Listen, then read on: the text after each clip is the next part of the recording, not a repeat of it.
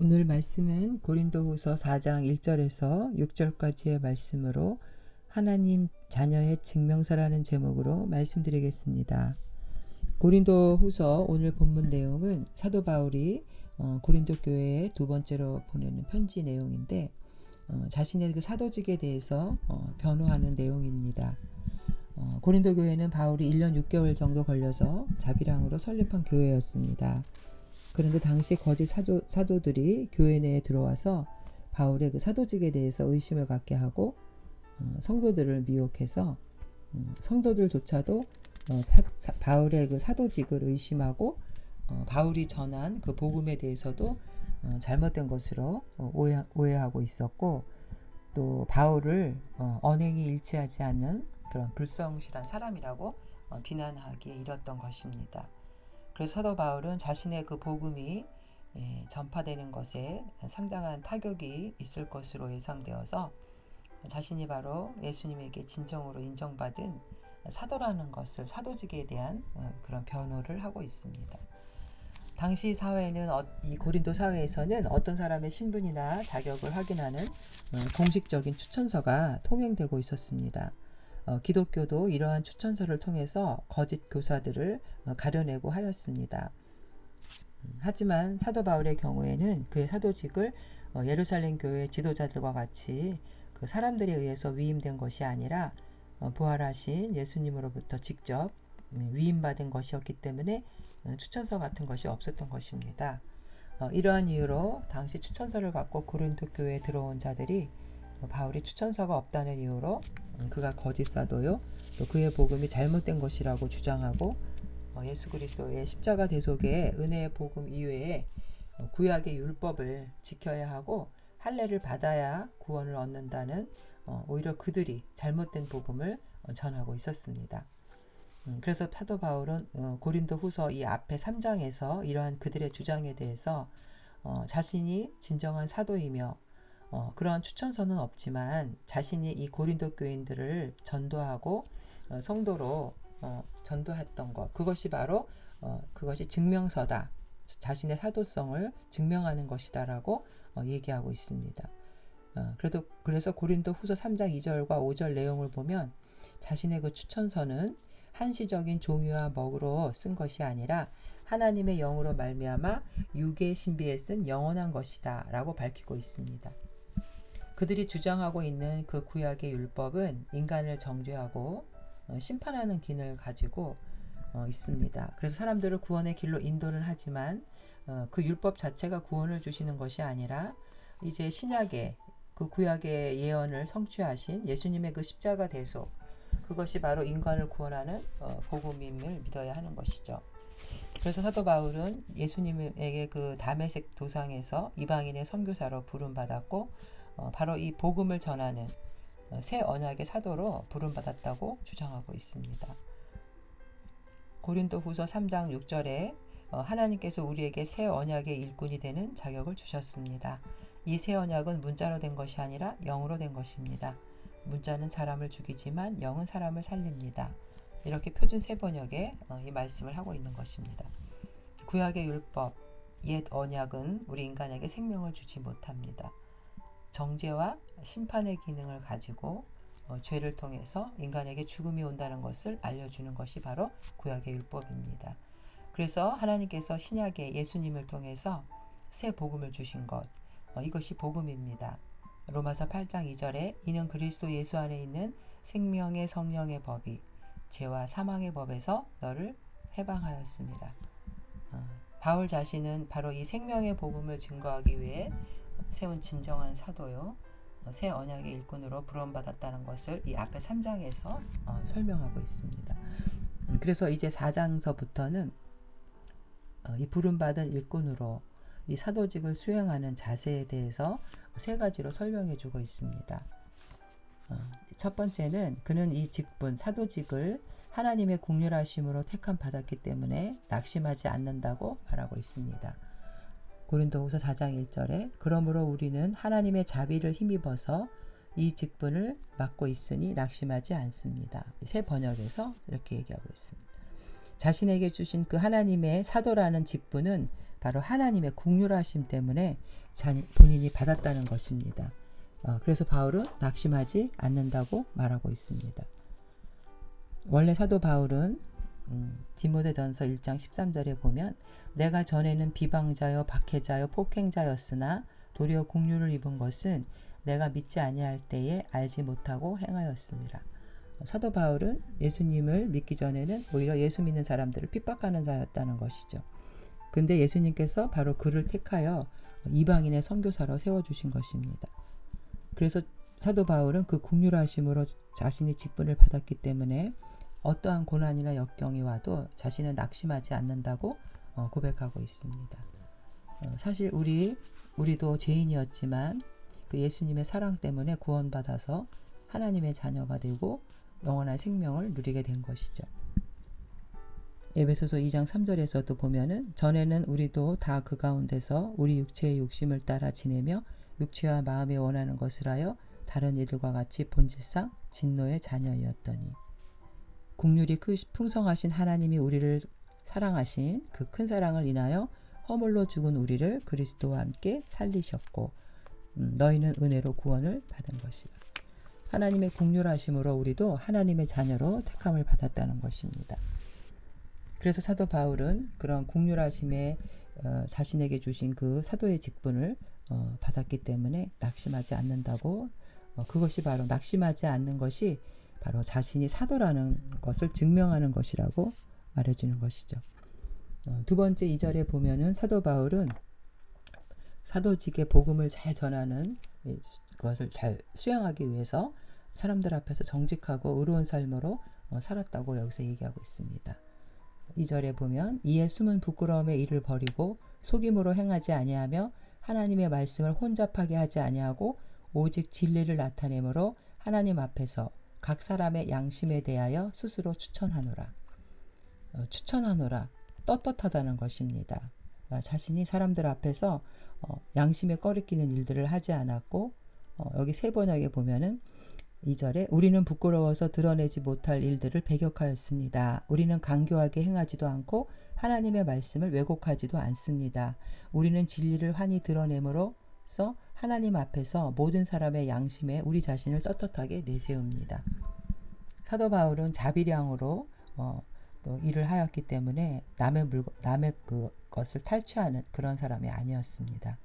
그리고 복음을 왜곡했다고 당시에 거짓 사도들이 사도 바울을 공격했지만 사도 바울이 전하는 그 복음이 진정한 복음이었습니다. 그들이 고린도 교회 거짓 사도들이 사도 바울에 대해서 복음을 혼잡하게 했다고 모략을 했지만 사도 바울은 오히려 이들이 복음을 혼잡하게 했다고 주장합니다. 이들은 바울이 복음을 전파하면서 모세의 율법을 지키도록 가르치지 않으므로 복음의 질을 떨어뜨렸다고 비난했습니다. 그러나 바울은 오히려 복음을 혼란하게 하는 것은 자신이 전하는 그 복음 외에 율법을 지킬 것을 강요하고 할례를 받아야 구원을 받는다고 하는 그들의 주장이 잘못된 것으로 말합니다. 그래서 고린도 후서 2장 17절에 우리는 수많은 사람들처럼 하나님의 말씀을 혼잡하게 하지 아니하고 곧 순전함으로 하나님께 받은 것 같이 하나님 앞에서와 그리스도 안에서 말하노라. 세 번역을 한번 읽어드리면 우리는 많은 사람들처럼 하나님의 말씀을 팔아서 먹고 살아가는 장사꾼이 아닙니다. 우리는 하나님께서 보내신 일꾼답게 진실한 마음으로 일하는 사람들입니다. 우리는 하나님이 보시는 앞에서 그리스도 안에서 말하는 것입니다. 오늘 이단자들을 우리가 잘못된 복음을 전하는 자들을 볼 때도 순수한 복음 외에 자신들의 생각과 주장을 섞어서 말하면서 사람들을 미혹시키는 그런 사람들을 봅니다.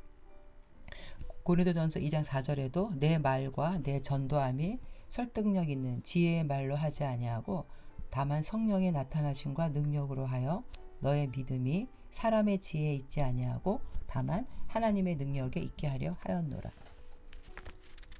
예수님의 십자가 대속 이외에 다른 복음은 없습니다.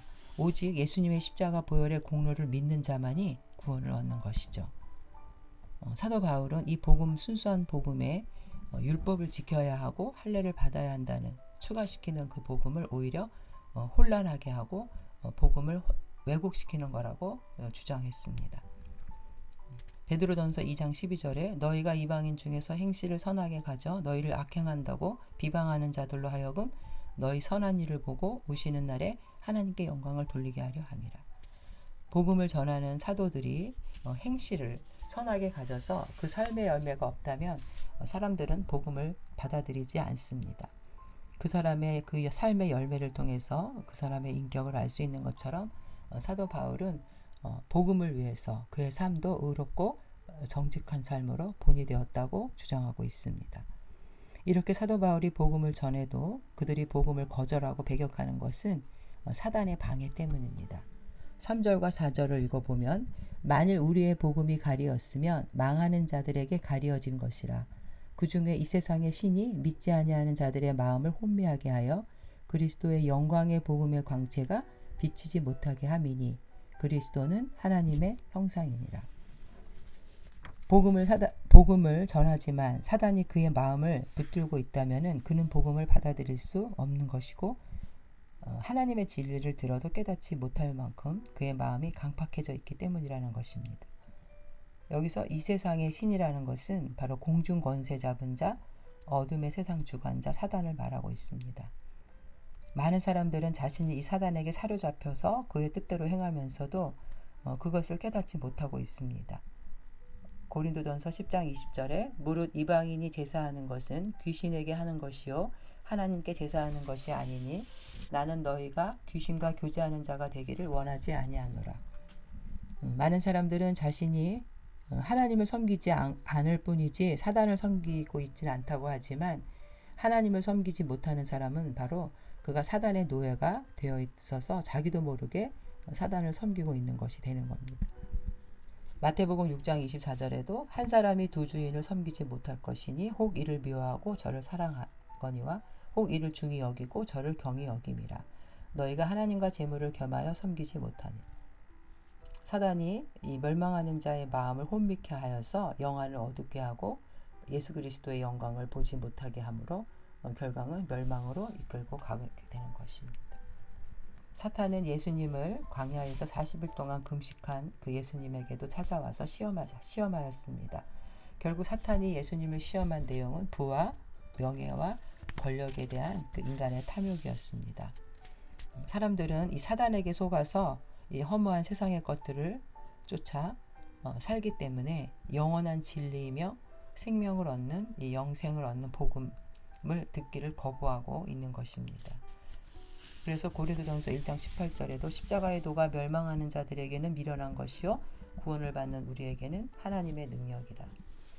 십자가의 대속의 은혜는 사단의 그 지배로 마음이 혼미해진 사람에게는 미련한 것으로 보일 뿐입니다.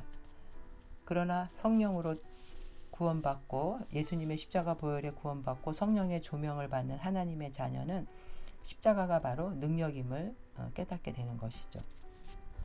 마지막으로 사도 바울은 자신이 하나님의 그 말씀을 전하는 증거하는 복음의 도구가 되어서 이제는 오직 예수의 종이 되고 성도들의 종이 되어서 하나님의 빛을 받아 주님의 영광을 나타내는 삶을 살겠다고 고백하고 있습니다.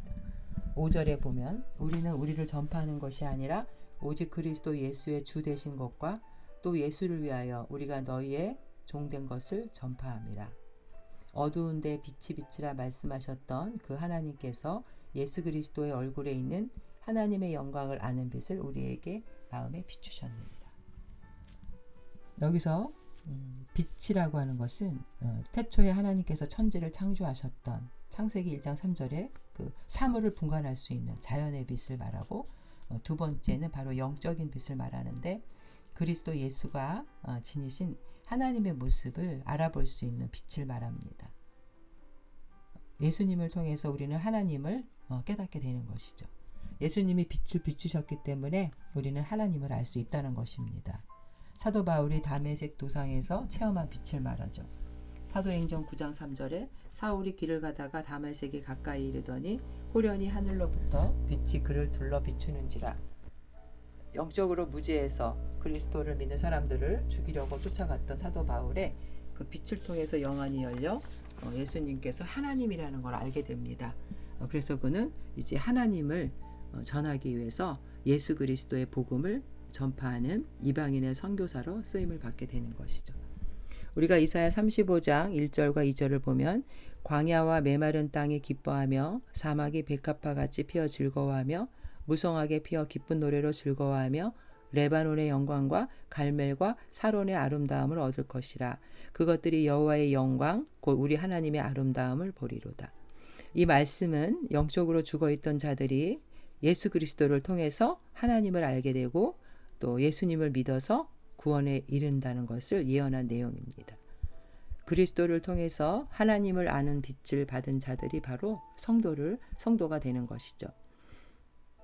우리에게 어떠한 방식으로 예수 그리스도를 통해서 하나님을 아는 빛을 비추셨을까요? 그것은 바로 성령입니다.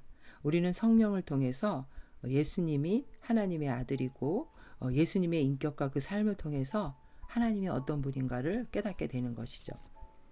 그래서 고린도전서 2장 12절에도 우리가 세상의 영을 받지 아니하고 오직 하나님으로부터 온 영을 받았으니 이는 우리로 하여금 하나님께서 우리에게 은혜로 주신 것들을 알게 하려 하심이니라. 죄 많은 인간은 그 죄를 가지고 있기 때문에 하나님을 알 수가 없습니다. 하나님 앞에 나가면 우리는 다 죽을 수밖에 없어요.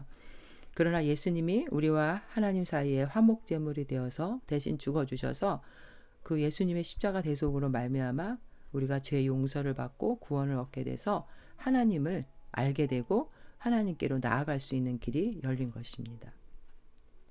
이 빛이 없으면, 성령의 빛이 없으면 우리 인간은 암흑 속에서 살아갈 수밖에 없는 것이죠.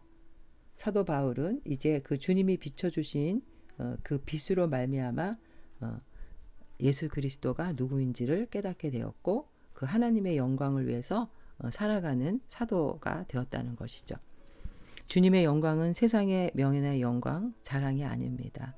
그리스도의 영광이라는 것은 십자가에서 드러난 바로 하나님 아들의 겸손하심이고 죄인을 위한 그의 희생과 자신을 비운 것이죠. 사도 바울은 십자가의 사역이 바로 하나님의 형상이라고 설명하고 있습니다. 형상이라는 것은 닮았다, 그런 의미가 있으면서 바로 하나님의 형상은 예수님이 하나님의 형상이라는 것은 예수님이 하나님이라는 것을 말하고 있습니다.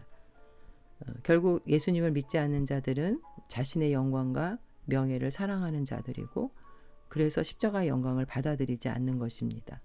오히려 그들에게는 이 그리스도의 십자가 영광이 빛이 아니라 어둠인 것입니다. 그들은 깨닫지 못한다는 것이죠. 그렇다면 우리 성도들은 어떤 자들이어야 될까요? 바로 그리스도의 십자가를 따르는 자들이고 그 십자가를 붙들지 않는 자는 하나님의 영광의 빛을 볼 수 없는 자들입니다. 성도는 하나님의 영광을 나타내는 자들입니다. 요한복음 1장 18절에 본래 하나님을 본 사람이 없으되 아버지 품속에 있는 독생하신 하나님이 나타내셨네. 사도 바울은 이렇게 하나님의 영광을 위해서 자신의 삶을 바쳤습니다. 고린도전서 2장 2절에 내가 너희 중에서 예수 그리스도와 그가 십자가에 못 박히신 것 외에는 아무것도 알지 아니하기로 작정하였습니다. 바울은 모든 것을 포기했습니다. 세상의 명예와 영광, 자신이 갖고 있는 것을 다 내려놓고 오직 하나님의 영광, 바로 십자가 구원, 온 인류를 구원할 수 있는 그 생명을 주는 그 영광에 자신의 삶을 헌신하고 바쳤습니다. 이것이 바로 사도 바울이 자신이 진정한 사도라는 것을 증명하는 것이었습니다. 하나님의 긍휼하심으로 자신이 바로 사도의 직분을 받았기 때문에 낙심하지 아니하고 복음을 전하기 위해서 의롭고 정직한 삶을 살며 하나님의 그 영광을 위해서 빛을 나타내는 자로 살겠다고 결심한 것. 이것이 바로 진정한 사도직에 대한 변명이었습니다. 우리가 진정한 하나님의 자녀라는 것을 우리는 이 땅에서 어떻게 증명하여야 할까요? 사도 바울의 이 변호가 바로 우리의 변호가 되기를 주님의 이름으로 축원드립니다. 아멘.